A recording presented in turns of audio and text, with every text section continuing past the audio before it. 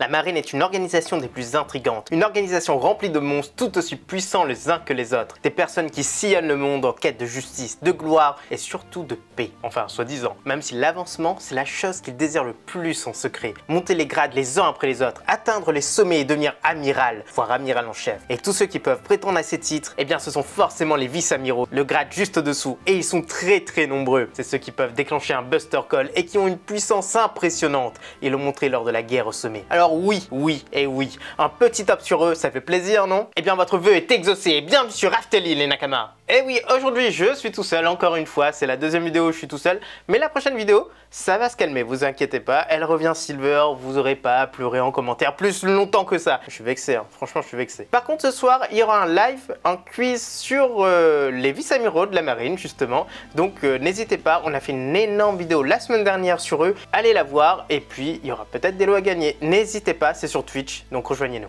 Et place à la vidéo, allez, c'est parti!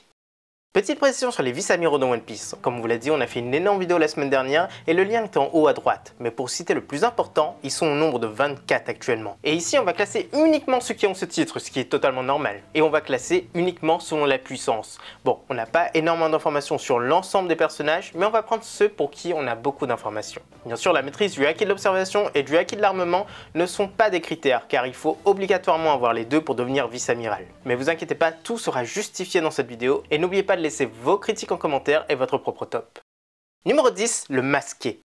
Pour ce numéro 10, il faut aller vers un arc qui a eu pas mal d'importance pour la marine, car ils y sont présents en très grand nombre. Non, ce n'est pas Marineford, mais Dressrosa. Et oui, c'est l'arc d'après l'ellipse où un amiral de la marine est dévoilé. Et en plus, il est très bien accompagné. C'est bien sûr Fujitora. Il brille par ses pouvoirs sans limite. Il affronte même pas mal de personnes sur place et il domine à chaque combat. Mais ce n'est pas lui le numéro 10 de ce top, car il n'a jamais été vice-amiral de sa vie. Et oui, il est issu d'une conscription nationale. Mais sur place, il est secondé par un vice-amiral bien étonnant. Le très grand, en taille bien sûr, Basti, le vice-amiral d'inspiration française. Et lui, il maîtrise une épée nommée trancheuse de requin. Il est même celui qui est en charge de la capture de Cavendish, d'Akuba en fait. Mais ses combats sont assez décevants. Il affrontera Sabo sur place, qui lui cassera son arme, son casque et sa dignité. Le pauvre, bon, c'est Sabo, mais c'est quand même un one-shot. Voilà pourquoi il est 10e de ce top.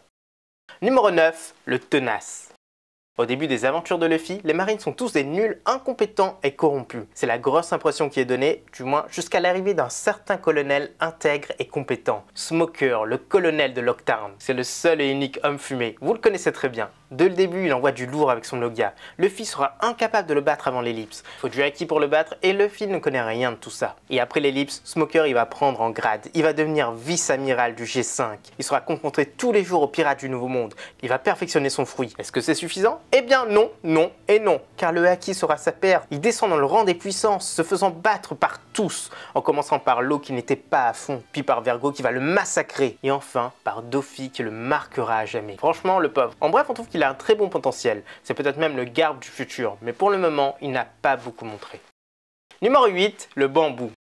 Restons sur Punk Hazard, lieu d'humiliation de Smoker. Sur place, un autre amiral du G5 a pointé le bout de son nez. Le commandant de la dite base, Vergo. Respecté de tous, cet homme s'est bâti une solide réputation dans les marines. Le fameux démon au bambou. Celui qui maîtrise le haki de l'armement d'un niveau supérieur. Mais pas le Ryo, vous inquiétez pas. Et pourtant, c'était un pirate. Un des lieutenants de Duffy. Il était en infiltration et il a toujours été fort. Il l'a montré en boxant Corazon et en montant les échelons les uns après les autres. Jusqu'au grade de vice-amiral. Et sur Punk Hazard, il va rivaliser avec son G. Puis il va se battre contre Smoker et il va même le maîtriser. Il va surboxer l'eau avant de se faire avoir lamentablement. Aujourd'hui, il est mort. Il a péri dans l'explosion des lieux. Mais la vérité, c'est qu'il n'a jamais été dénoncé comme un infiltré. Il est parti avec ce titre, la marine n'en savait rien et il mérite bien cette place dans ce top. Numéro 7, l'araignée. On est d'accord que l'ancienneté fait le marine. Plus ta carrière est longue, plus tu as du skill. Non? Ouais, c'est un peu comme partout. Eh bien, il y a une ribambelle de marines de grade vice-amiral qui sont dans ce cas. Et le 7e de ce top également, c'est Onigumo. Franchement, pour nous, il n'en montre pas assez. Mais le peu qu'il en montre, c'est masterclass. Présent à Nias Lobby, il ne fait rien. Mais à Marineford, il montre son fruit du démon, celui de l'araignée. Ou une chose qui ressemble. Il a même maîtrisé Marco avec ce fruit et lui a mis des menottes en granit marin. Il est vraiment dans le haut du panier. Numéro 6, l'envoyé. Le numéro 5 est un choix du cœur, c'est T-Bone. Mais non, on blague, T-Bone c'est un personnage vraiment intéressant avec un passé bien développé dans les SBS, mais non, il ne sera pas dans ce top. Mais c'est un personnage qui a été envoyé lors du Buster Call d'Enies Lobby. Momanga, celui qui a une classe inimitable. C'est aussi lui qui sera envoyé pour attraper Hancock. C'est montrer à quel point Sengoku a confiance en lui. Et c'est le seul marine à ce jour à avoir résisté aux fruits de la passion. Tout ça en se mutilant. Faut le faire quand même. Il se bat au sabre et il est respecté de tous. Mais la suite, c'est à voir. Numéro 5, le premier. Il y a presque 100 ans de cela, un groupe de pirates sillonnait ce monde dans le but de tout ravager. Leur puissance était telle qu'ils étaient inarrêtables. Et à leur tête, il y avait 2 capitaines. C'était bien l'équipage des géants. Et là, s'il y a eu un incident, et l'équipage a dû être dissous. Les capitaines sont restés sur une île à s'affronter, alors que les autres se sont fait capturer. Heureusement, Mover Caramel, une nonne venue de nulle part, est arrivée et a sauvé les géants. Depuis, elle vit avec eux et a réussi l'impossible. Elle a convaincu des géants de devenir des marines. Le premier d'entre eux, c'est John Giant. Le premier de cette race à devenir marine. Et ensuite, il a été nommé à Marineford en tant que vice-amiral. Son ancienneté et ses combats permettent de dire qu'il est très fort. Il a même survécu à une attaque de Barbe Blanche sans tomber dans les pommes. Et puis il est revenu à la charge et pouf, il est tombé. Numéro 4, l'ancienne. 3 marines ont fait la gloire de l'ancienne génération de cette organisation. 3 marines qui ont à de nombreuses reprises affronté Shiki et même Roger. Et ce sont nul autre que Garp, Tsuru et Sengoku. Et c'est bien la première qui nous intéresse ici. Elle est très puissante et elle est toujours crainte de tous. Son fruit du démon, le Wushu Wushu, permet de tout nettoyer. C'est un gain de temps, mais aussi une très belle arme car elle lave l'âme des personnes également. C'est une sorte de contrôle. Elle était même en charge de la capture de Doffy et a même été envoyée pour l'escorter après sa défaite. Elle a aussi combattu Jack aux côtés de Fujitora qui l'a battu très facilement. Alors oui, pour nous, elle est encore bien trop forte pour son grade. Et d'ailleurs, dans sa vive card, il est bien précisé qu'elle a évolué grâce à ses affrontements contre les grands pirates de sa génération. Oui, elle est toujours plus forte que la plupart des marines, même aujourd'hui. Numéro 3, le cochon. Quel titre très bizarre, et pourtant c'est vrai, car ce personnage c'est Tokikake, le cochon marron, un surnom qui est en relation avec lui et ses pouvoirs. D'ailleurs tous les surnoms sont donnés par cet homme dans la marine, il est à la tête d'une unité spéciale surnom, c'est fou ça quand même être payé pour ça. Mais quels sont ses pouvoirs? Eh bien on ne sait pas, franchement c'est un mystère qu'Oda va sans doute sublimer à la fin de One Piece. Mais pourquoi est-ce qu'il est numéro 3? Eh bien c'est simple, durant l'ellipse, Tokikake a été pressenti pour devenir amiral. Il en avait les moyens, la puissance et la gloire. Mais Akainu a préféré des étrangers à l'organisation, des personnes sans passé de marine. Numéro 2, le lapin.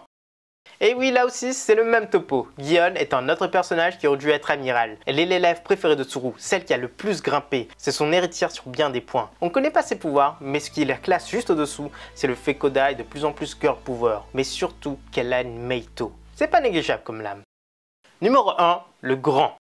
Et enfin, le numéro 1 de ce top est indéniable, impossible à démentir. Le seul vice-amiral qui refuse promotion sur promotion et qui est devenu le héros absolu. Monkey D. Garp, tout simplement. Oda a déclaré qu'il était au-dessus de tous les autres malgré son âge. De tous les autres vice-amiraux bien sûr. Et il suffit de voir ce qu'il a fait à Marco pour dire qu'il avait raison. Ses menaces envers Akainu cachent aussi des choses pour nous. Mais surtout c'était le rival de Roger, ce qui veut tout dire. Et là, c'est un spoil Nakama, donc passez à la section suivante si on n'est pas à jour sur les chapitres. Tout est dans la timeline, ne vous faites pas spoil. Garp a montré sa puissance durant l'arc Egghead. Il attaque la ruche avec une onde de choc de Haki des rois. C'est le seul personnage parmi les vice-amiraux à montrer un tel attribut, ce qui le classe forcément numéro 1 de ce top.